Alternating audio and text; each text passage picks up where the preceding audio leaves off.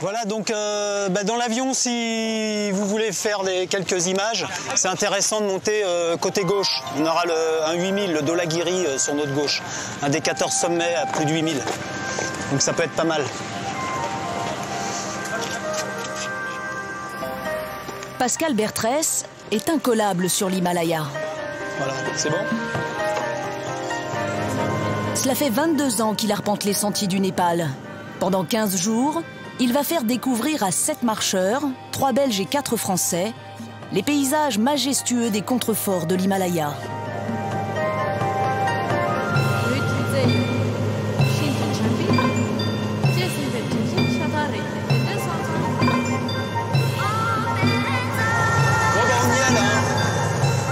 En France, Pascal organise des randonnées en raquette à Val d'Isère.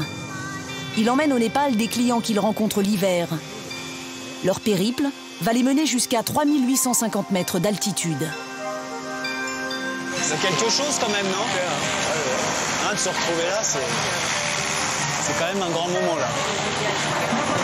C'est fabuleux. Les marcheurs vont s'enfoncer dans la vallée la plus profonde du monde. Elle traverse la région du Mustang, proche du Tibet, longtemps interdite et encore sauvage. À 65 ans, Myriam connaît bien les chemins du Népal, mais c'est elle qui fait le premier faux pas. Ah ben, je me suis coupée. Hein? Elle est où là? Ouais. Je me suis coupée. Dans la petite montée là? Ouais. Ça fait un petit trou. C'est la peau qui attaque. Rien de grave, l'incident soude le groupe dès la première heure. On va peut-être couper. Hein. Non, mais ça va. Qu'est-ce qu'il y a? Non, parce que c'est pas un endroit où il y a des pliures. Il n'y a pas de pliures à cet endroit-là. Premier accident, ça y est. Voilà, ça va, c'est bien. Hop. Oui, oh, bah ça c'est les petits incidents de parcours, ça c'est pas dramatique. Amoureuse de la marche, Myriam entame son 5e trek au Népal. Moi, la première fois que je l'ai fait, j'arrivais le soir, quand on marchait, j'étais crevée, j'en pouvais plus. Une demi-heure après, c'était fini. C'était fini. C'était extraordinaire. Qu'est-ce qui vous plaît en fait de venir là? Ah bah il y a quand même la nature, il y a quand même le fait quand même de grimper, de venir là où on peut pas venir autrement. Hein. On peut pas venir à vélo, on peut pas venir en moto, en voiture, en hélico. C'est avec ses pieds. Voilà. Donc c'est un peu le goût de l'effort quand même. Hein. Donc Myriam, maintenant l'autre jambe. Hein. On va équilibrer la main. Ces marcheurs sont loin d'être des athlètes de haut niveau. Voilà, superbe. Pascal. Un vrai chamois. Contrairement aux idées reçues, un trek en Himalaya ne veut pas dire gravir l'Everest. Le mot trekking fait un peu peur. Finalement, c'est de la randonnée. C'est le mot anglais, en fait. Hein. Un chemin reste un chemin partout sur la planète. Il n'est pas plus dur ici. La différence, je dirais même qu'à la limite, l'Himalaya est beaucoup plus accessible que l'Amérique latine, sans vouloir dénigrer quoi que ce soit. C'est-à-dire qu'en Amérique latine, on arrive très vite, relativement haut, dès le départ, en avion. Alors qu'ici, on peut partir de très bas et progresser très lentement en Himalaya. C'est ce qui fait l'avantage. 2 500 € pour 15 jours, c'est en moyenne le prix à payer pour s'offrir un trek à la carte et un dépaysement garanti.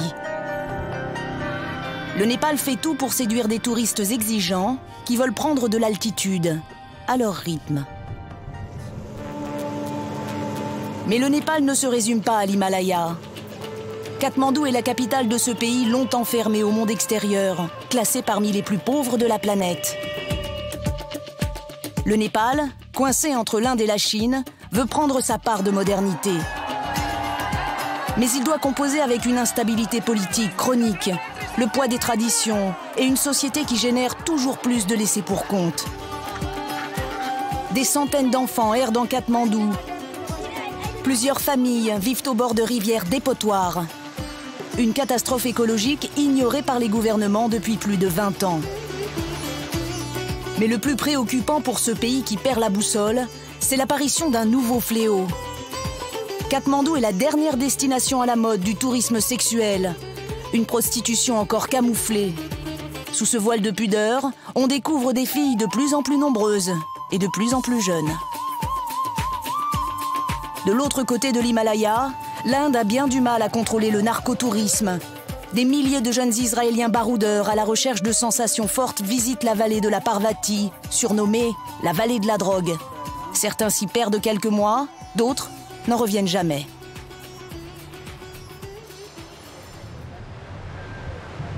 Au Népal, presque la moitié de la population vit avec moins de 20 centimes d'euros par jour.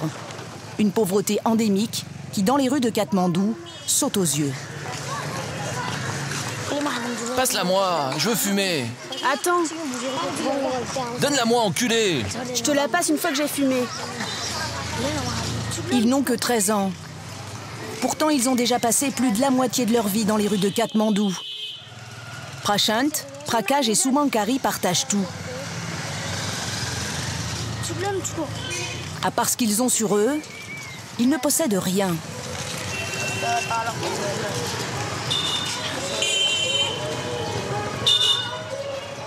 La rue est leur royaume et leur terrain de jeu.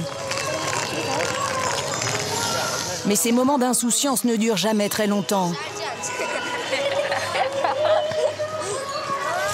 Il est à peine 10 h du matin. Un premier tube sort d'une poche. C'est de la colle pour cordonnier. T'en mets beaucoup d'abord. Et un peu ensuite. Arrête de mettre des petites portions. Mets-en encore plus, enculé. Vas-y, sale fils de pute. Comme tous les enfants des rues, Prashant, Prakash et Sumankari se droguent quotidiennement. Les vapeurs de colle leur montent vite au cerveau. J'ai commencé à 7 ans, maintenant j'en ai 13. Ça doit faire 5-6 ans. Et ça te fait quoi? Je deviens dingue. Je vois des personnes qui ne sont pas là. J'ai l'impression que je peux faire tomber les étoiles. Je pense que je peux même démolir les maisons. Et tu veux faire quoi quand tu seras grand? Moi, je ne vais pas grandir. Là, je vais grandir, mais on restera petit. La colle stoppe leur croissance, éteint leur mémoire, les rend violents et dépendants. Ils sont en permanence entre le monde des adultes et celui des enfants.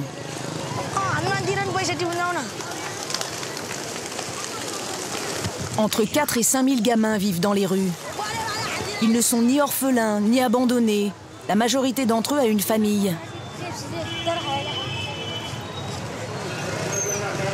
Prakash a fui sa maison quand il avait 6 ans. Sans père, sa mère le frappe. Mais Prakash la voit souvent. Elle vend des légumes sur un coin de trottoir. Il veut nous la présenter, mais elle est de mauvaise humeur.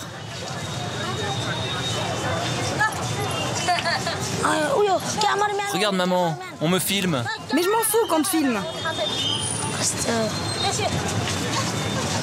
Que ce soit ton père, ton grand-père ou un caméraman, je m'en fous. Comme elle est. Elle a dit des gros mots. Encore une fois, Prakash ne comprend pas sa mère. Tous les jours se ressemblent. Les enfants fouillent les poubelles à la recherche de cartons et de plastique pour gagner quelques roupies. Allez, on y va, viens vite. Sors de là. Voilà du monde. Le territoire de Prakash et ses amis, c'est le cœur de la vieille ville de Katmandou, au milieu des temples et des musées. Mais pas question de laisser un rival leur voler un malheureux carton. Ne vous battez pas. Arrêtez, sinon moi aussi je vais te frapper, sale fils de pute. Casse-toi, enculé. Casse-toi. Et viens avec moi. Chaque bande défend son fief. Celui de Prakash est bien délimité. On ne peut pas aller par là. Et de l'autre côté non plus. Parce qu'hier, on s'est battu.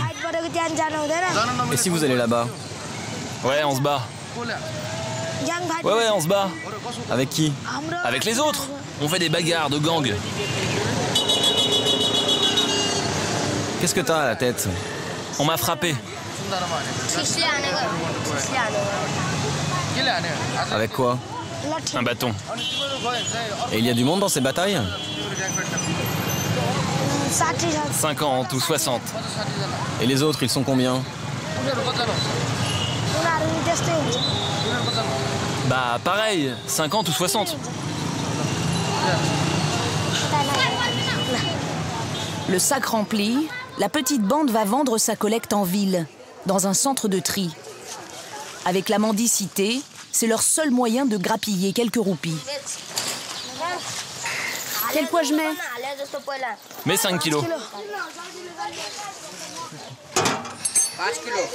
Ça te rapporte combien? Ils nous donnent 7 roupies le kilo. Aujourd'hui, ils empochent 35 centimes d'euros. Une misère qu'ils dépenseront en colle ou en cigarettes. Dans la décharge, les enfants s'accordent souvent un peu de repos, loin de la violence de la rue. Comment t'es arrivé dans la rue? Mon père, il est parti quand j'avais 7 ans. Tes deux parents? Non, non, c'est juste mon père. Il est parti. C'est ma mère qui m'a amenée ici. Après, elle a ouvert un petit restaurant. Elle a voulu que je travaille pour elle. Mais ma mère me frappait si je sortais le soir. Alors je suis quand même sortie. J'ai rejoint mes amis dans la rue. Et puis je suis restée.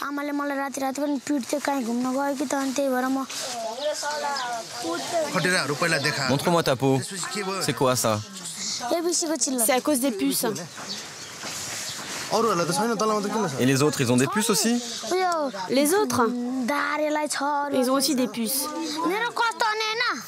Mais moi j'ai la peau fragile. Et toi, c'était quand ta dernière douche? Ça fait longtemps. Je crois que ça fait 3 samedis que je n'ai pas pris de douche. घाँस बाँस नपाएर खाते भए म घाँस बाँस नपाएर खाते भए म मानिसको कलेजीमा डुब्दै गए म हो डुब्दै गए म जाड भयो मेरो मुटु तरातरी भयो गर्मी आयो लामखुट्टेले बोझ लगायो के गरेर बाँचु यहाँ के गरेर बाँचु यहाँ बाँचु कसरी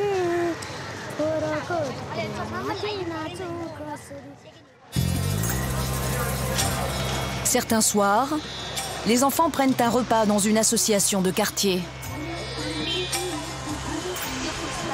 Achète des pouchkas. Aujourd'hui, Prakash a encore quelques sous en poche. Pouchka pour tout le monde. Ce sont de maigres soufflés salés qu'il trempe dans une sauce très épicée.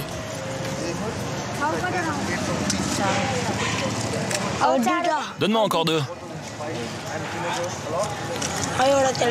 Tiens. Donne-lui un. Attends, je bois le jus. C'est bon, c'est bon.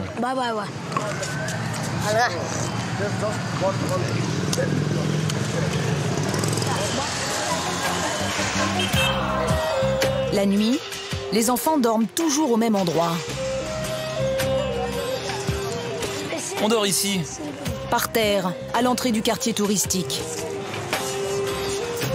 Vous dormez tous là? Oui, ici, juste là. On est 20 ou 30 des fois.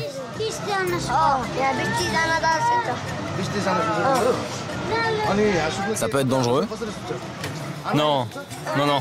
Non, il n'y a pas de risque. On dort tranquille.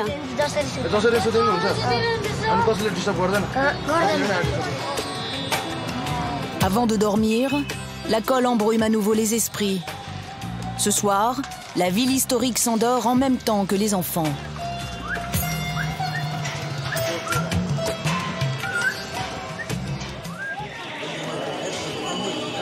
Quand la ville s'éveille, les touristes se pressent à Thamel. Dans ce quartier commerçant, pas de temple, pas de musée, mais des dizaines de boutiques d'équipements pour randonneurs, des restaurants, des bars et d'innombrables magasins de souvenirs. Mais c'est la multitude des salons de massage qui impressionne. 300 enseignes proposent un moment de détente aux trekkers courbattus.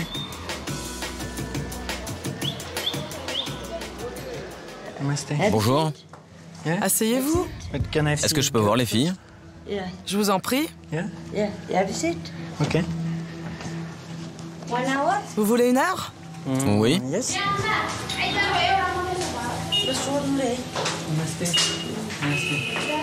C'est elles qui font le massage? Oui. Et vous avez des filles plus jeunes? Il veut une jeune fille. Appelle la petite. Komala! Viens là! Quel âge tu as? Je sais pas. T'as 15 ans, c'est ça? Non, 21. Choix de la masseuse, de son âge, le touriste sent très vite qu'il peut obtenir bien plus qu'un simple massage. Quand les questions se font plus précises, la patronne n'est pas étonnée et baisse la voix. Et moi, je peux être nu? Toi, tu enlèves tes affaires. Et la fille aussi, elle enlève ses vêtements? Pas de vêtements, pas de vêtements. Elles embrassent, les filles? Oui, bien sûr. Vous utilisez des préservatifs? Oui, si tu veux. Même dans cette maison close qui ne dit pas son nom, la prostitution est tabou. Pour parler de sexe, la patronne chuchote. Après le massage, il y a du sexe? Oui. Tout ce que je veux après le massage? Oui, bien sûr, oui. C'est sûr? Tout ce que je veux? Oui, tout ce que tu veux. En 4 ans, le quartier de Tamel a changé de visage. Il est devenu le point de chute des touristes du sexe qui viennent du monde entier. Pourtant, au Népal, la prostitution est illégale. Et comme partout, elle draine dans son sillage drogue, armes et règlements de compte. L'inspecteur Kunvar est responsable du commissariat de Tamel. C'est le plus grand et le plus sollicité de Katmandou. Le policier nous confirme que dans ce petit quartier, la prostitution a augmenté ces 4 dernières années. Mais dans la foulée, il annonce fièrement des résultats surprenants. Le plus gros problème dans le quartier de Tamel, c'est la prostitution. C'est à cause du grand nombre de touristes dans Tamel.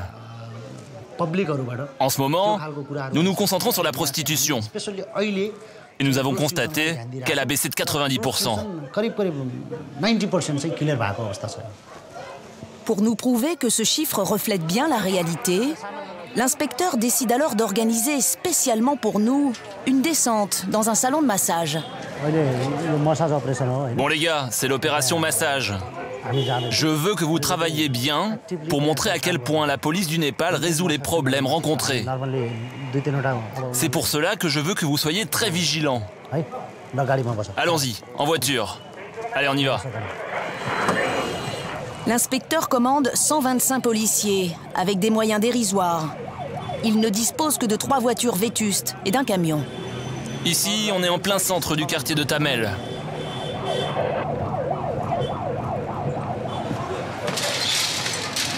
Arrivé sur place, l'inspecteur presse le pas.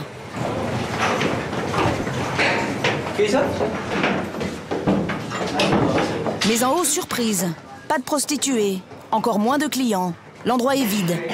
Pour ne pas perdre la face, le policier nous affirme qu'il est intervenu quelques jours plus tôt. Là, c'est un des salons de massage que nous avons fermé. Et qu'est-ce que vous avez trouvé? On a arrêté 5 filles et 2 hommes. Des clients? Oui, 2 clients, des Népalais. Et vous auriez pu trouver des touristes? Évidemment, n'importe quand. L'inspecteur le savait. L'endroit était fermé. Il a bien pris soin d'éviter de débarquer dans un salon occupé par des prostituées et des touristes. Ce n'est pourtant pas ce qui manque. Au hasard, nous entrons dans un salon de massage où la prostitution est, comme dans tous les autres, le commerce principal de l'établissement. La patronne nous présente une jeune femme qui, soi-disant, aurait 21 ans. 21 ans? Elle a l'air plus jeune, non? Oui, elle est jeune. Pour un touriste, c'est 15 € l'heure de massage. Les prix sont les mêmes partout. Ok, allez-y. La jeune femme nous conduit dans une petite pièce où la propreté laisse à désirer. Après 20 minutes d'un massage hésitant, le geste et les propos de la prostituée vont droit au but. Nous refusons la proposition. Cette jeune femme fait partie des 40 000 prostituées qui travaillent à Katmandou. Depuis 1996, Katmandou enregistre un afflux massif de femmes venues des campagnes.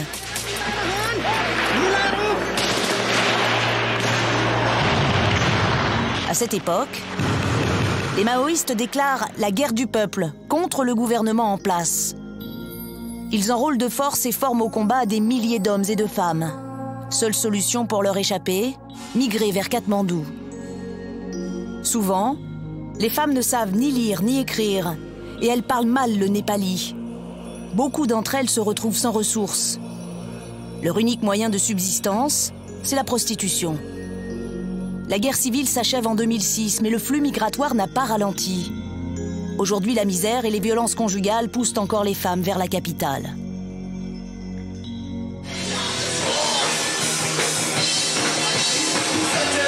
Le soir, Tamel résonne de musiques assourdissantes. Les salons de massage sont fermés. Les boîtes de striptease prennent le relais. Le bar à striptease, c'est l'autre cheval de bataille de l'inspecteur Kunvar. Les serveuses dansent et s'y prostituent. À la vue du premier uniforme, les filles s'évaporent. Le club de striptease se transforme alors en une sympathique discothèque où il n'y a plus que des hommes. Et il y a de la prostitution ici? Ah non, non, non. Non, non. Il n'y a que des gens qui dansent sur de la musique indienne. Sur des chansons indiennes. Il y a beaucoup de filles qui dansent, mais elles ne sont pas nues. Et ici, il n'y a pas de prostitution.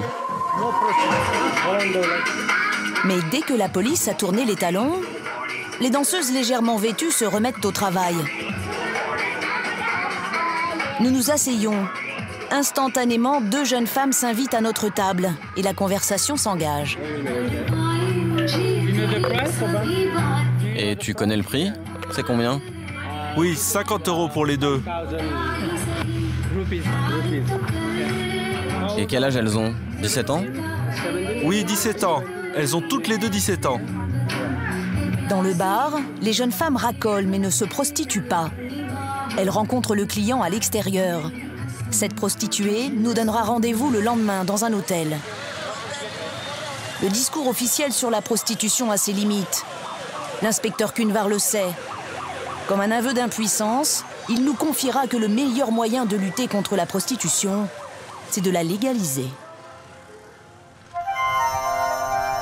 Bien loin du tumulte de la grande ville, à 2800 mètres d'altitude, les trekkers marchent depuis 4 heures et ils ont faim. Ils s'arrêtent dans le seul restaurant du village. Hey, Arlette, t'as vu un petit peu toutes les gamelles commencer à sticker et tout, regarde, tous les cuivres et tout, c'est génial, c'est vrai. Hein.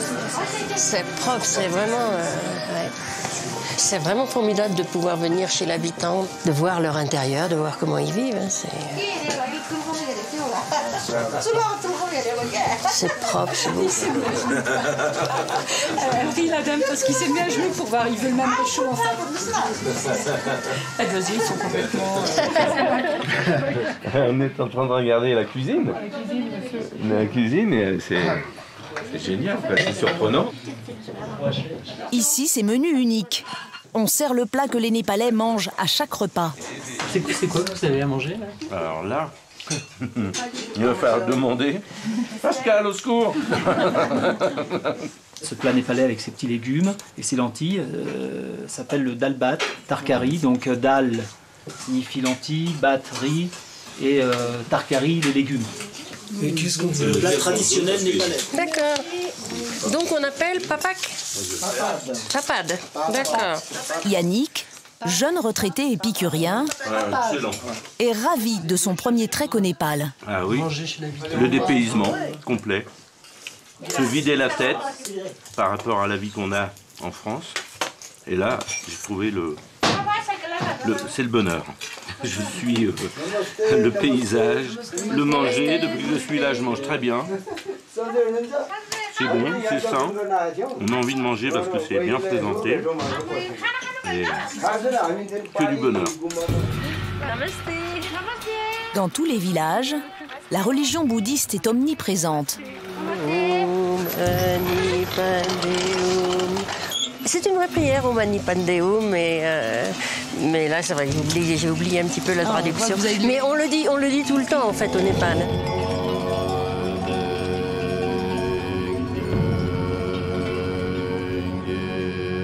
Aujourd'hui, les randonneurs ne sont pas au bout de leur surprise. C'est plein d'embûches. Hein. Entre le vent, les chemins. Hop, c'est bon.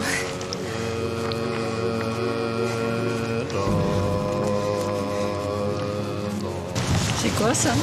C'est de la bouse, ça? Oui, peut-être bien de la bouse de cheval. C'est un bloc de bouse séchée, ça? Ouais, c'est de la bouse. Je pense qu'il le récupère. C'est des morceaux qui sont tombés. Et avec la pluie, avec la neige l'hiver, ça se désagrège avec la neige. Un téléphone qui sonne. Isabelle est gynécologue obstétricienne en Belgique. Au bout du fil, une de ses patientes sur le point d'accoucher. Je t'entends pas bien, je suis au pied de l'Himalaya. Allô? Je ne t'entends pas bien, je suis au pied de l'Himalaya. Écoute, il faut que tu ailles aux urgences parce que là, je suis vraiment trop loin pour te soigner. Non, c'est vrai, je te jure. Okay.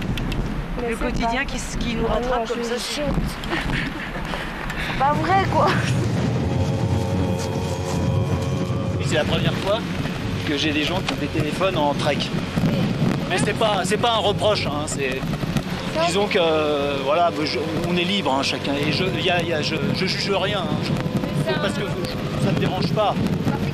Mais c'est quand même incroyable que ça capte ici. Hein. Ah ouais, ça, hein, c'est quand même. Oh là là, ce vent. Les gens arrivent à décrocher un petit peu de leurs habitudes. Là, au niveau du travail, etc. La seule chose où les gens ont un peu de mal, c'est par exemple tout ce qui est la douche. Par exemple, les gens ont du mal à se passer, par exemple, de prendre une douche. Ça, c'est hyper important pour eux. Grand air, effort physique et découverte. Dans les montagnes de l'Himalaya, les trekkers oublient leurs soucis. Pour d'autres, la randonnée est un peu plus pénible.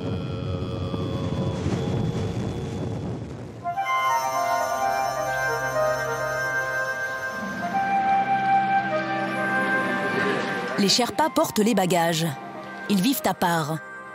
Tous les matins, ils engloutissent rapidement quelques légumes et du pain. Alors que les trekkers, eux, prennent leur temps en savourant leur petit déjeuner.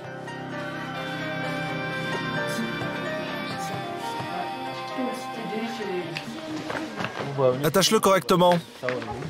Un Sherpa a la charge de 2 gros bagages de touristes, plus son propre sac.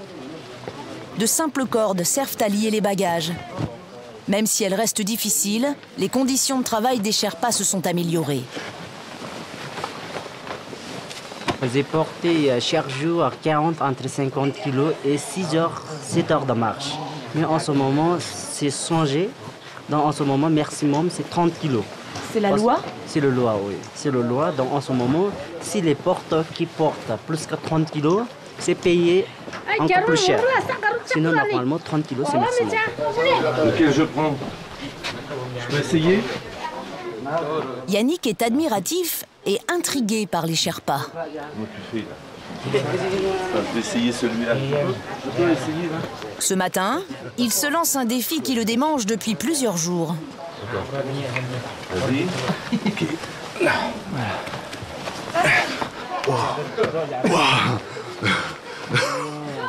Je vais te dire, et c'est raide, hein. Comme ça, waouh, le coup. C'est que 30 kilos, hein. Oh, et j'irai pas loin comme ça, hein. Je vais te dire. Je vais te casser pour la journée.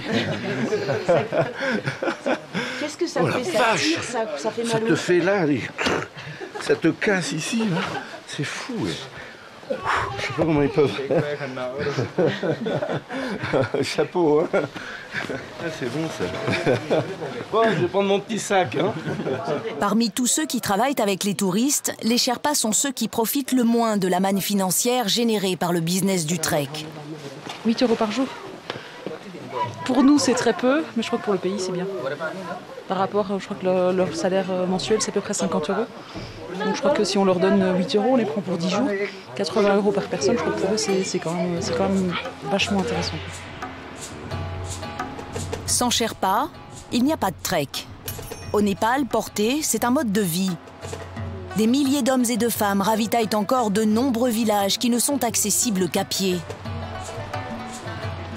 Quand il accompagne des touristes, Plus les Sherpas montent haut et plus il est payé. Ce trek qui ne dépasse pas 4000 mètres d'altitude, pour eux, c'est la routine. C'est difficile? Ça va. Tu vas marcher longtemps? 2 heures. C'est lourd ce que tu portes? Ça va. Avant, je portais 70 kilos. Ce jour-là, au programme, 5 heures de marche. Ça va, ça se passe bien. Et pour l'instant, tout le monde suit. Tout doucement, on est arrivé. Allez, c'est pas un petit caillou qui va t'arrêter, non? Ah, c'est beau là. Quand tu vois ça, regarde, c'est vraiment que ça vaut l'effort. Ah, sûrement. Doublement en plus. Ça fait du bien, ça. Puis on est venu pour ça. Hein. De verdure, là. Ah ouais. Ah non, on s'y attend pas, non.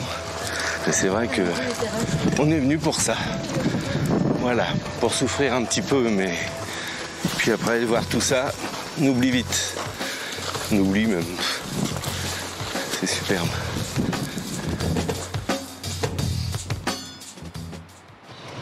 Si là-haut, les touristes respirent l'air pur, en bas, dans la vallée de Katmandou, les 2 millions d'habitants étouffent. Circulation anarchique, klaxons incessants, échappement d'essence surchargé en plomb. Dans cette jungle, le piéton bataille pour se frayer un chemin. Le moindre embouteillage peut durer des heures. Mais ce qui est étonnant, c'est que les habitants ont pris l'habitude de jeter leurs ordures dans la rivière.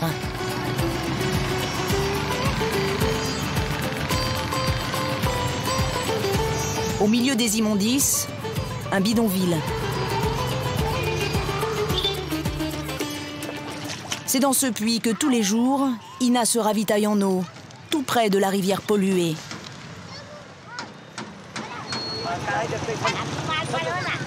Elle est la mère de 3 filles et un garçon qu'elle a eu avec Djeloul, son mari.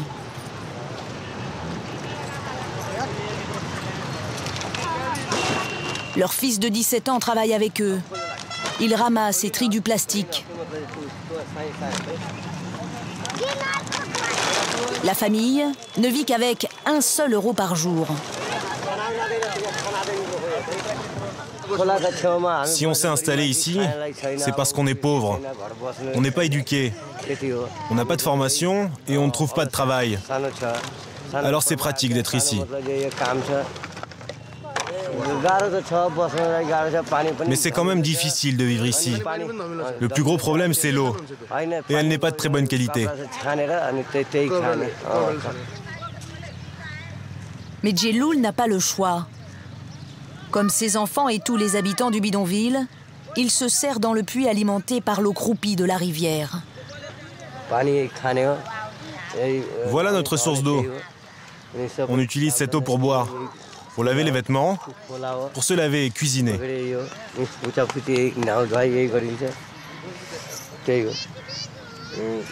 Mais elle est bonne, cette eau? Non, elle n'est pas très claire. Ça sent bizarre, non?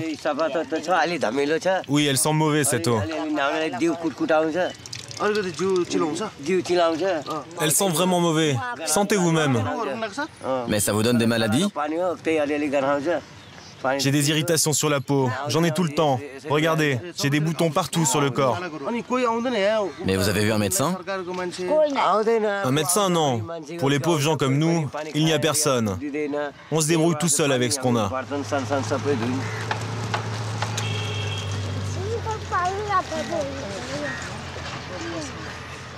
Elle est bonne, cette cigarette, parce qu'elle coupe la faim.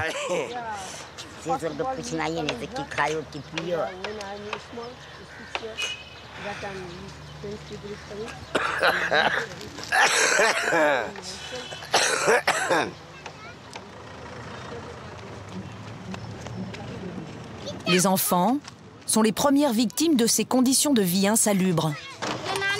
Ma petite fille, elle a de la fièvre. Qu'est-ce qu'elle a exactement? Elle a des problèmes de digestion, elle a aussi de fortes diarrhées.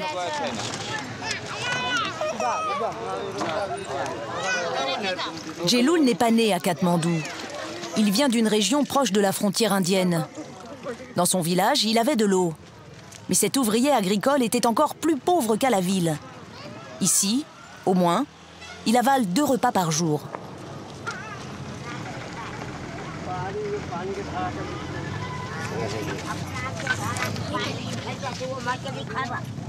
T'as bien coupé les patates? En manque d'eau et de bois pour cuisiner, Jeloul a tous les jours 7 bouches à nourrir. Une fois qu'il a acheté de quoi manger, il ne lui reste plus rien. Impossible dans ces conditions d'améliorer le quotidien de sa famille. Si on me donnait un filtre, l'eau serait meilleure. Mais on n'a pas d'argent pour en acheter. On est trop pauvre. Alors on ne filtre pas l'eau. On ne boit pas d'eau minérale non plus, car une petite bouteille, ça coûte 20 roupies. Une grande, c'est 50. Et pour nous, ce n'est pas possible. Ce qu'on vend, ça nous rapporte entre 2 et 6 roupies le kilo. Avec le peu qu'on gagne, ce n'est pas possible.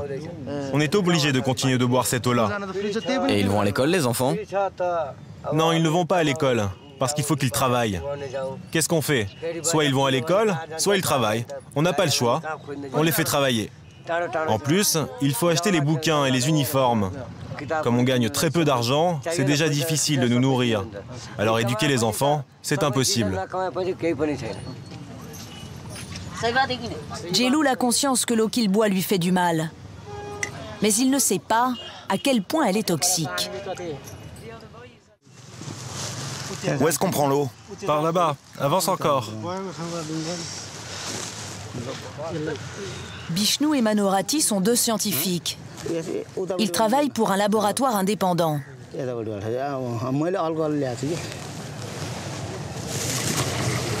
Qu'est-ce qu'elle est noire? Oui, elle est vraiment sale. Avec une expérience toute simple, ils vont instantanément avoir une idée de l'état de la rivière. Alors, c'est quoi le résultat? Il n'y a pas d'oxygène dans cette eau. Il y a quoi dans cette eau alors? Il n'y a rien dans cette eau. Pas d'insectes, pas de poissons, pas de plantes. Il faut de l'oxygène pour que tout ça se développe. En 1996, l'Organisation mondiale de la santé avait révélé que le taux de pollution de la rivière était 4800 fois plus élevé que la norme. 10 jours après les prélèvements, le docteur Karmarcharia annonce des résultats alarmants. L'eau de la rivière est mortellement contaminée. J'ai trouvé du plomb. C'est un métal lourd qui est toxique. Si vous en absorbez une grande quantité, les conséquences sont terribles. Elles peuvent occasionner des troubles graves du cerveau et affecter le système nerveux central. Il y a aussi beaucoup d'ammoniac qui vient certainement des égouts. Et on a vu énormément de bactéries. En fait, il y en a trop pour qu'on puisse les compter. Au-delà de 8000 bactéries dans un verre d'eau, on ne compte plus. Pour que l'eau soit potable, il faut qu'il y en ait 0. Là, il y en a tellement que ça peut provoquer la typhoïde, le choléra, la dysenterie ou des diarrhées. Dans l'eau, il y a aussi des nitrates et du cadmium, des produits toxiques qui provoquent des cancers. Face à cette catastrophe, les responsables politiques sont indifférents. Ils savent que les rivières sont polluées, mais ils ne font rien. C'est un drame. Au Népal, il n'y a aucune statistique. Mais comme Jeloul et sa famille, ils sont des milliers à mourir à petit feu en buvant cette eau toxique.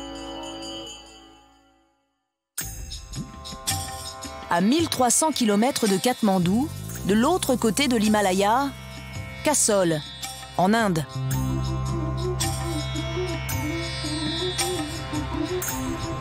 Tous les ans, des milliers de voyageurs passent par ce petit village de montagne, perdu au fond d'une vallée.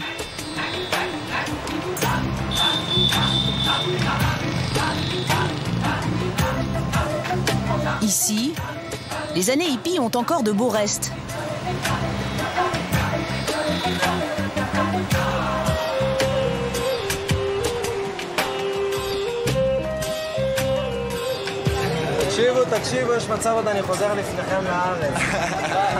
L'hébreu, c'est la langue qu'on entend le plus à Cassol.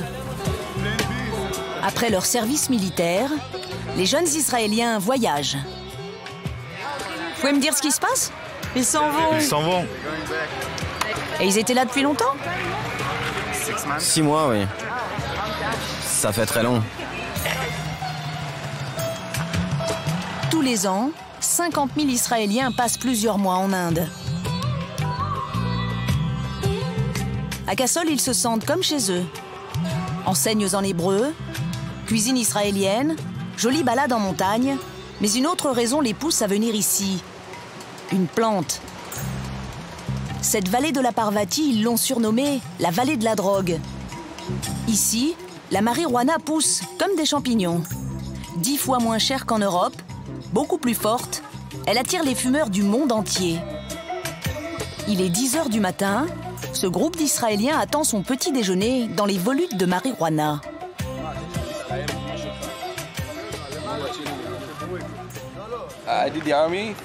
J'ai fait l'armée pendant 3 ans et demi. J'étais sergent dans une unité de sniper.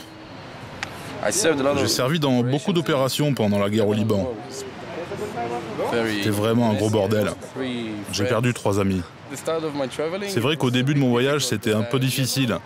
Je me posais des questions sur le service militaire parce que j'avais plein de choses sur la conscience. Tu as des flashbacks, tout te revient en pleine face. Je suis venu ici pour oublier le service militaire. Souvent, je m'arrête dans un endroit sympa, au-dessus de la forêt. Je m'assois, je sors mon chillum et je fume en admirant la vue. Ça donne vraiment de bonnes vibrations. C'est super bon.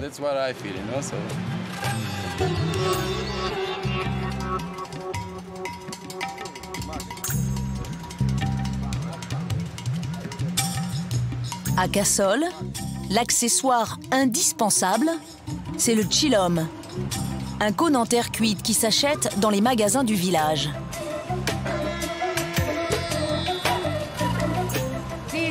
Avec ça, tu fumes du hash.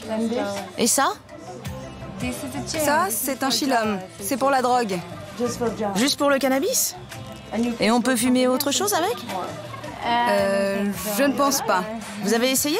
Ça, oui, j'ai essayé, mais ça, c'est trop fort pour moi. Et on peut acheter toute la panoplie du parfait fumeur.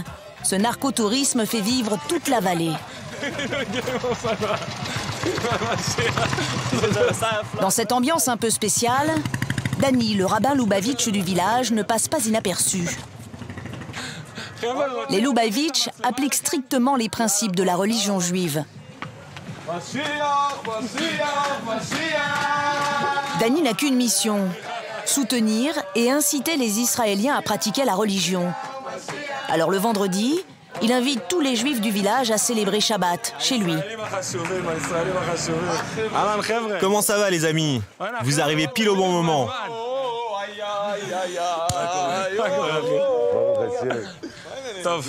Vous êtes des hommes de bien. Vous savez quel jour on est les amis? Vendredi. Oui, vendredi, donc repas de Shabbat ce soir à 20 h.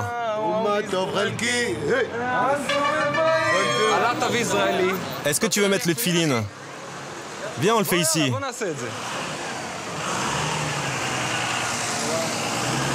Mettre le tefillin, c'est porter autour du bras et sur la tête les symboles religieux dédiés à la prière pour Shabbat. C'est la yamaka, la kippa. Ça symbolise que tu as quelqu'un au-dessus de toi. Tu n'es pas seul. Quelqu'un te guide et te dit quoi faire. Nous voulons que tout le monde reçoive bonté et miséricorde. Nous voulons la révélation de la lumière infinie dans ce monde. Oui? Oui, bien sûr.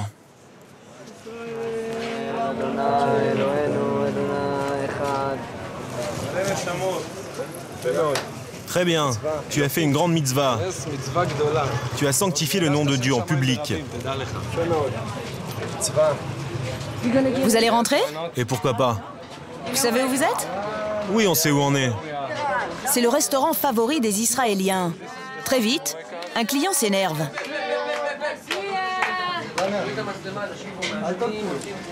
T'as raison, je vais leur dire. Ils veulent pas de caméra ici. C'est un endroit où ils fument beaucoup, non? Je ne dirai pas ça, car je ne sais pas grand-chose. Je vais vous dire, je pense qu'à chaque fois qu'un juif fait quelque chose, il cherche l'amour de Dieu. Des fois, il ne sait pas exactement où chercher l'amour de Dieu. Alors, il fait n'importe quoi. Et le rabbin sait de quoi il parle. Sous l'emprise de la drogue, chaque année, plusieurs Israéliens se perdent dans les montagnes. David et Noam cherchent Amirai, leur ami disparu, quelque part dans cette zone dangereuse.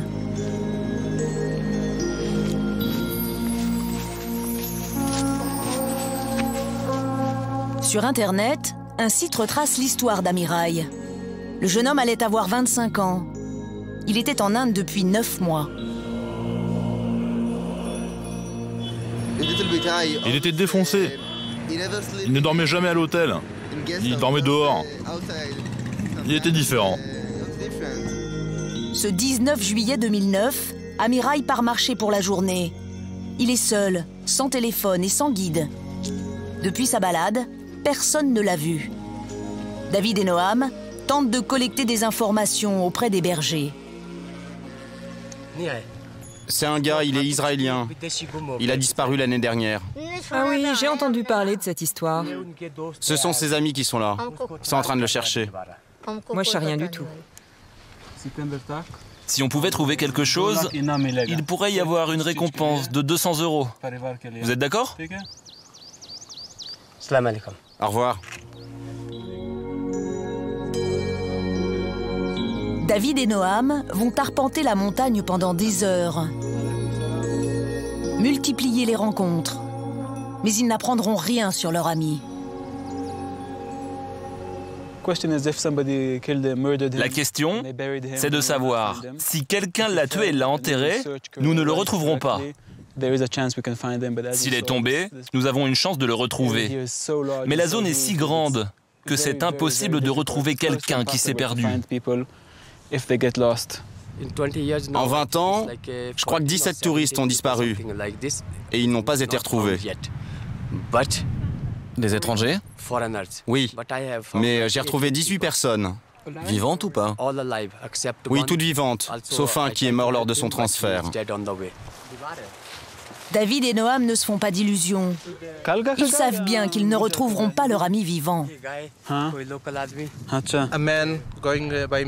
Il était tout seul. Il a peut-être vu quelque chose qu'il n'aurait pas dû. Quelqu'un a peut-être vu qu'il avait beaucoup d'argent sur lui ou son appareil photo. Ils se sont disputés et une chose en entraînant une autre, et il s'est fait tuer. Les circonstances de la disparition d'Amirai restent un mystère. Sur le chemin du retour, le petit groupe voit un sac. Mais il déchante la seconde qui suit. Ce n'est pas la même forme. Regarde, celui-là, il a été fabriqué ici. On a une liste avec le genre de montre qu'il portait, la caméra, le sac à dos qu'il avait. Ce genre de choses ne disparaissent pas. Son corps a pu être enterré, ou il a pu tomber dans la rivière, ou il a pu être mangé par un ours. Mais des choses comme ça ne se désagrègent pas, elles restent sur place. Si nous trouvons quelque chose, c'est une très bonne nouvelle pour nous. Si nous trouvons des affaires d'Amirai, ça nous donnera une très bonne piste pour orienter nos recherches. Nous pourrons l'apporter au labo de la police et voir s'il y a du sang dessus ou quelque chose. Cela pourrait être un indice précieux. En tout cas, c'est notre espoir. C'est le père d'Amirai qui finance les recherches avec son propre argent. Il a déjà dépensé des dizaines de milliers d'euros pour retrouver son fils.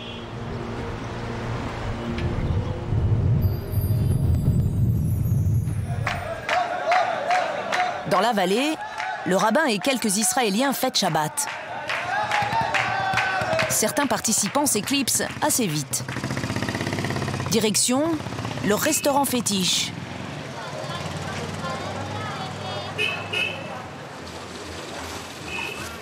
Comme tous les soirs, l'endroit est bondé. Chaque table est entouré d'un halo de fumée. Dehors, un couple d'Israéliens est sur le départ. Avant de faire 12 heures de route en taxi, leurs amis leur offrent un dernier shilom pour la route. Le patron du restaurant, de dos, est de la partie. Et d'un seul coup, il s'énerve. Excusez-moi là, c'est pas bien de nous filmer en train de fumer. C'est pas bien là. La prochaine fois, moi, que je vous vois en train de filmer, je vous casse la caméra. Chaque année, de retour en Israël, 2000 jeunes ont besoin d'un traitement psychologique à la suite d'abus de drogue. Et 600 d'entre eux sont hospitalisés.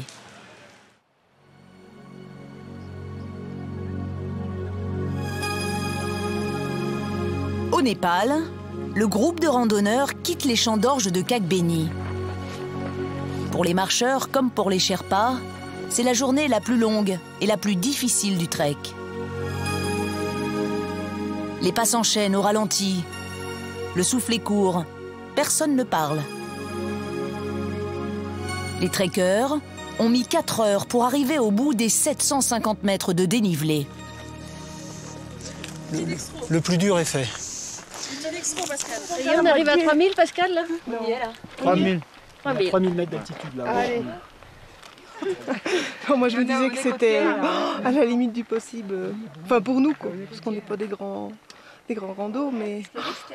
Quand tu as des souvenirs, que tu l'as déjà fait, que tu as des souvenirs, tu te rends pas trop compte dans tes souvenirs de la difficulté. En fait, tu te dis, bah oui, mais je l'ai fait, ça va se refaire. Et puis taratata, oui. Alors... Ouais, j'ai une déclaration à faire. Je trouve que pour des biquettes des plaines, on se débrouille pas mal. J'ai dit. Les trekkers ne s'y attendaient pas. À cette altitude, ils croisent beaucoup de monde.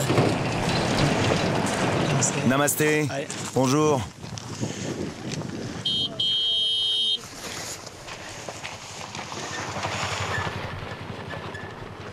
On n'a jamais vu autant de monde en même temps sur les pistes. C'est pas sportif. Ça va? Pascal, il y avait des voitures avant? Alors, la route est assez récente ici, il n'y avait pas de voiture dans le passé. C'était un petit sentier, c'est un plus pour plein de choses. Donc il faut voir ça aussi et se mettre à la place des Népalais. La route, ça peut être un plus pour eux. Donc, un moyen de déplacement pour les secours, pour le commerce.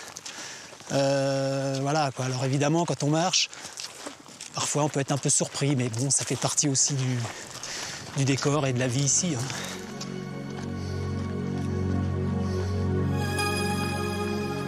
On accélère le pas, comme les animaux, tu sais, quand ils sentent l'écurie. Leur longue marche touche à sa fin. Mais il reste un dernier petit obstacle à franchir.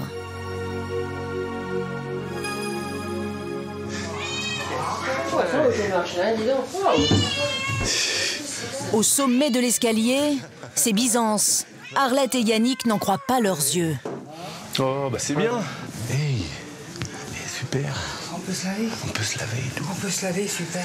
Ah, c'est ce qu'on regarde déjà, les toilettes. On peut se laver, on peut se laver. Super. Ah, c'est grand luxe. C'est bien. Hein, c'est grand luxe, celle-là. Hein. Ah, pourvu qu'il y ait de l'eau, pourvu qu'il y ait de l'eau. Mais déjà, les toilettes, c'est bon. Nous, on reste là. J'ai amené ma machine à laver. Lave-la.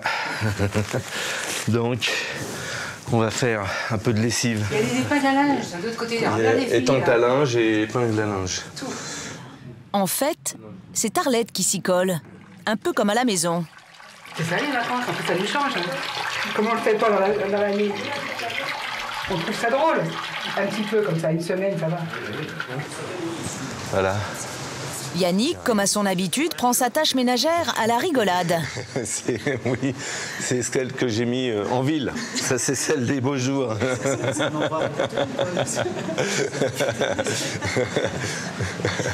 Non, moi ça va, moi tu vois, c'est le petit poisson, ça me... c'est bien. Allez, c'est bon.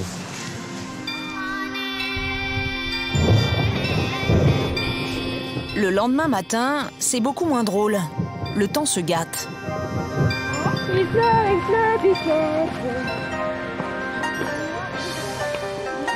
Dans la joie et la bonne humeur, les marcheurs visitent le village en pleine transformation. Donc là, on aperçoit une nouvelle construction qui n'existait pas il y a quelques mois, un lodge. Voilà, construit tout en pierre, en bois, donc c'est de la belle construction, mais c'est vrai que là, il y en a de plus en plus, ce qui provient qu'il y a quand même du passage. Et du passage, le Népal en espère beaucoup plus. En ce moment, 500 000 touristes foulent chaque année les sentiers d'altitude. Pour 2011, baptisé Année du tourisme au Népal, le secteur fait tout pour avoir les capacités d'accueillir 1 million de personnes. Bon on va faire une petite pause sous l'abribus, là, vu les conditions. On va s'arrêter là. D'ailleurs, on voit qu'il a neigé un peu en altitude, là. On aperçoit les montagnes au-dessus de nous. Bon, à peu près à 4500 mètres, là, on a la neige. Quelles que soient les conditions météo, ces paysages grandioses resteront à jamais gravés dans leur mémoire. Les problèmes de Katmandou semblent encore loin d'atteindre ces sommets.